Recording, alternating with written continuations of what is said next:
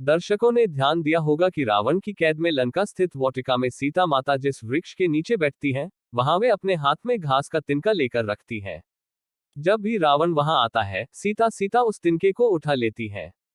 बहुत सारे लोगों को इसका वास्तविक कारण पता नहीं होगा, लेकिन हम आपको इसकी वजह बता रहे हैं। आप भी इसे सुने और जानिए घास के तिनके का क्या रहस्य है। और वीडियो देखने के लिए हमारे चैनल को सब्सक्राइब करें।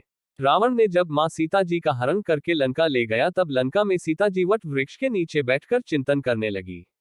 रावण बार बार आकर मां सीता जी को धमकाता था, लेकिन मां सीता जी कुछ नहीं बोलती थी। यहाँ तक कि रावण ने श्री राम जी के वेशभूषा में आकर मां सीता जी को भ्रमित करने की भी कोशिश की, लेकिन फिर भी सफल नहीं हुआ। रावण थक हार कर जब अपने शयन कक्ष में गया तो मंदोदरी ने उससे कहा, आप तो राम का वेश धर कर गए थे, फिर क्या हुआ? रावण बोला, जब मैं राम का रूप लेकर सीता के समक्ष गया तो सीता मुझे नजर ही नहीं आ रही थी।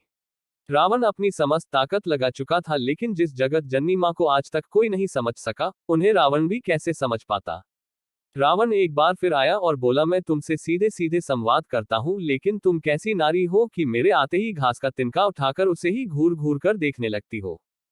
क्या घास का तिनका तुम्हें राम से भी ज्यादा प्यारा है? रावण के इस प्रश्न को सुनकर मां सीता जी बिल्कुल चुप हो गई और उनकी आंखों से आंसुओं की धार बह पड़ी। इसकी सबसे बड़ी वजह थी कि जब श्री राम जी का विवाह मां सीता जी के साथ हुआ, तब सीता जी का बड़े आदर सत्कार के साथ गृह प्रवेश भी हुआ। बहुत उत्सव मनाया गया। प्रथानुसार नव वधू विवाह पश्चात जब ससुराल आती है तो उसके हाथ से कुछ मीठा पकवान बनवाया जाता है, ताकि जीवन भर घर में मिठास बनी रहे। इसलिए मां सीता जी ने उस दिन अपने हाथों से घर पर खीर बनाई और समस्त परिवार, राजा दशरथ एवं तीनों रानियों सहित चारों भाइयों और ऋषि संत भी भोजन पर आमंत्रित थे। मां सीता ने सभी को खीर परोसना शुरू किया और भोजन शुरू होने ही वाला था कि जोर से एक हवा का झोंका आया। सभी ने अपनी अपनी पतले संभाली, सीता जी बड़े गौर से सब देख रही थी। ठीक उसी समय राजा दशरथ जी की खीर पर एक छोटा सा घास का तिनका गिर गया, जिसे मां सीता जी ने देख लिया।